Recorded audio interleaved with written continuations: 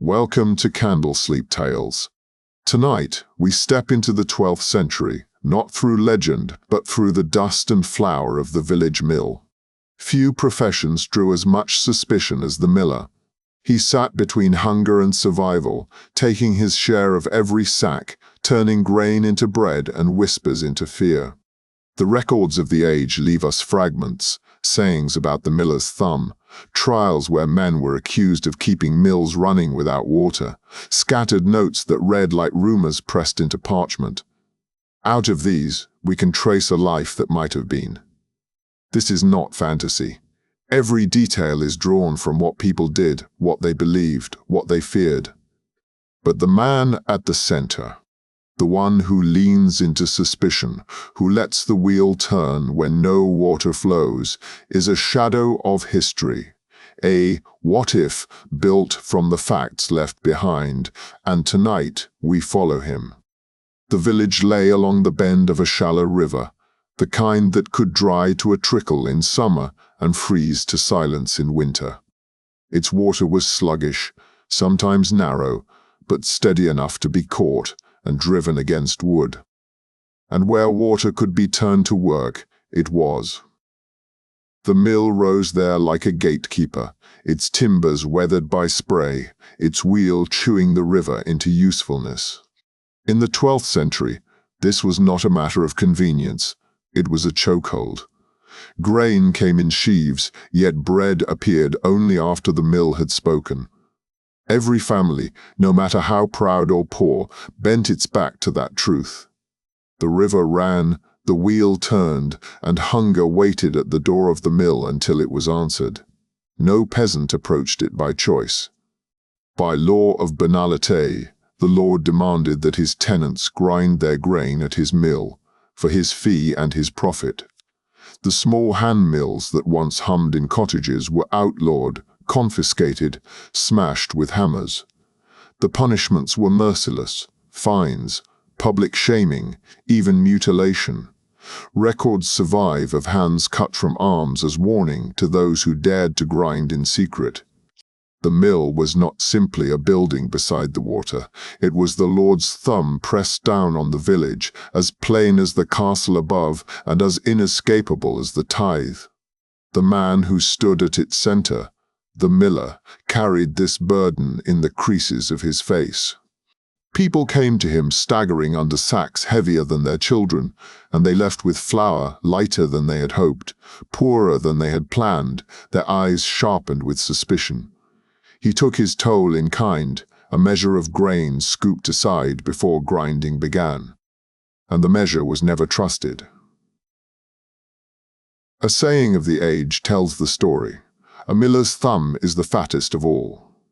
They said it because he pressed his thumb deep into the heap, swelling his due.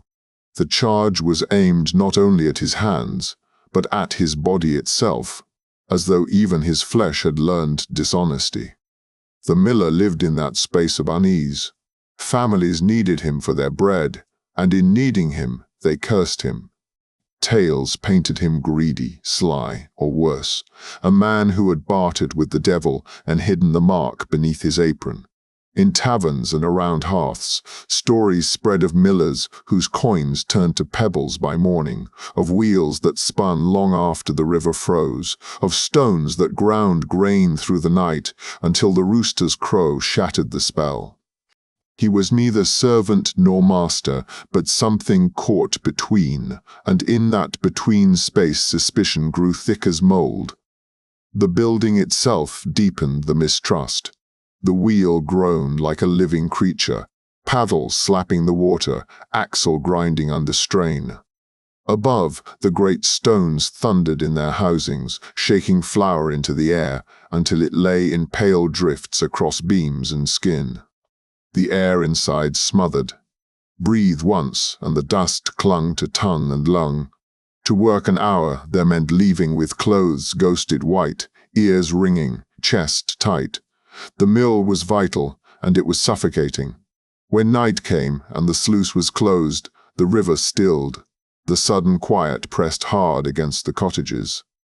Families lay awake hearing only the shallow trickle of water where earlier there had been the grinding roar of stone. The absence itself unsettled, like the silence that falls when a heartbeat stutters. And on those rare nights when someone whispered that the wheel still turned in darkness, rumor spread like sickness. For a mill without water should lie still. A wheel that moved in secret called something unnatural into the village. Here begins our story. A mill by a shallow river that ground more than grain. It ground trust, rumor, and fear into a meal finer than flour.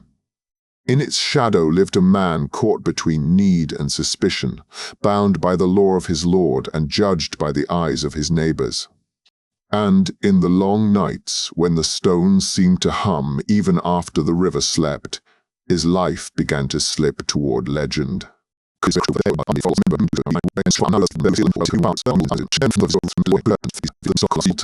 The crowd seized on every tremor of fear. Each testimony deepened the suspicion, until the air grew thick with it, heavier than the smoke of the steward's torch. The priest was called last. His voice carried weight that the others lacked. He did not speak of the torch that guttered in his hand, nor of the stone that shifted when it should have been still. Instead, he said only that the order of the village depended on trust, and that trust was failing. His words gave form to what the crowd already felt. They wanted an answer, and answers in such courts rarely came from reason alone. The miller was asked to defend himself. He spoke plainly. The wheel creaked because timber swells and contracts. The river runs shallow but never still. Stones shift when the cold grips them, and flour keeps or spoils depending on the grain.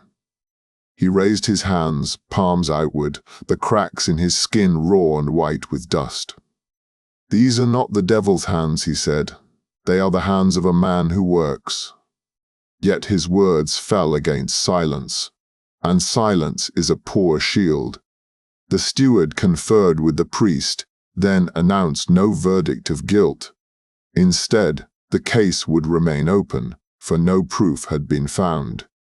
The miller was neither condemned nor cleared. The law left him standing, yet the village left him marked. They returned to their homes with the same whispers they carried in, only sharper, for now the court itself had acknowledged the strangeness of their nights. From that day forward, the sound of the mill became a presence all its own. When the wheel turned, people watched. When it stilled, they listened harder. Even the silence grew suspect, as though waiting to betray them. And the miller, though not condemned, carried a verdict heavier than chains, a life lived under eyes that never stopped measuring, in a village where fear had been given official hearing. The court had dispersed, yet the shadow of judgment clung to the village. The miller returned to his wheelhouse, but it no longer felt his own. Every creak of timber, every sigh of the river seemed to carry the weight of accusation. The villagers avoided his eyes at market, yet they carried their grain to him all the same. Hunger allowed no boycott. They needed his flour, even as they cursed the dust that clung to their loaves. Winter deepened. Nights stretched long, and the river locked in ice more often than it ran free. Still, there were whispers of sound, faint rumbles that slid through frozen air. Children pulled blankets over their heads and swore the wheel was turning. Women fed their families and prayed silently over bread that tasted no different from before, yet their prayers lingered longer, as though expecting some hidden poison. The men looked toward the miller's hut when smoke rose from it, shaking their heads, telling themselves that God would reveal the truth in time. The miller endured, but the solitude weighed on him more than labor ever had. By daylight he worked as always, filling sacks, sweeping dust, checking the gears. At night he sat by the mill door, lantern in hand, listening. He heard the river whisper beneath its crust. He heard the wheel shift in the frost. And sometimes, though he would never confess it aloud, He thought he heard the slow grind of stone, even when the sluice was barred. Was it memory, echo, or something else? He could not say. Yet the sound became a companion, steady and patient, as though the mill itself spoke to him in a language no other could hear. The village grew used to its unease. What had been scandal settled into daily rhythm. Flour came, bread baked, rumors passed like smoke on the wind. But every man and woman carried in their chest the knowledge that something about the mill was wrong. They did not confront it. They lived with it the way one lives with a crooked spine or a scar across the hand, a flaw made part of life itself. Years later, travelers passed through the region and carried tales of a mill by a frozen river. They said the stones there ground even in silence, that the bread kept longer than elsewhere, that the miller's figure could be seen in the doorway at all hours, lantern burning low. Some called it sorcery, others called it blessing. To the villagers it was neither. It was simply their burden and their survival, both turning on the same wheel. No record survives of how the miller died, or whether his mill outlasted him. The chronicles that mention the case stop at the trial. But in the absence of conclusion, the story lives longer. A man marked by suspicion, a community bound by need, a wheel that creaked when no water ran. These details endure, ground into the memory of the age as finely as flour beneath stone. What could have been is this, a life spent under the weight of rumor, neither condemned nor cleared, turning day after day at the edge of the river. The miller's fate was not a blaze of justice or a stake in the square, but the slow grind of mistrust, as relentless as the wheel itself. And in that grinding, legend took root. After generations had passed, whenever villagers were startled by a strange noise at night or found their bread unsatisfyingly flavored, they would recall the legend of a mill that ground grain without water and a man whose life was swallowed by silence. Postscript. The story of this humble miller does not find a place in the illustrious chronicles of monarchs or military battles. It survives in fragments, half-remembered sayings, fragments of trials, whispers set down by monks who found the story worth noting but not worth explaining. Yet such fragments reveal more about the age than battles ever could. They show how fragile trust was in a world where survival depended on narrow margins, a good harvest, a working mill, a loaf of bread that lasted through the week. In the 12th century, suspicion was as common as hunger. Every man who held power over necessity carried the stain of doubt. The miller bore it most visibly, standing between the Lord's command and the peasant's need. His life shows how easily fear filled the cracks of daily life, how communities explained the unexplainable through whispers of sorcery, how rumor itself became a form of truth. Whether the mill truly turned without water no longer matters. What matters is that people believed it could, and that belief shaped how they saw the man who lived among them. In the silence of the river, in the imagined creak of wood at night, they heard something greater than mechanics. They heard a warning, a sign that their world was always closer to mystery than to certainty.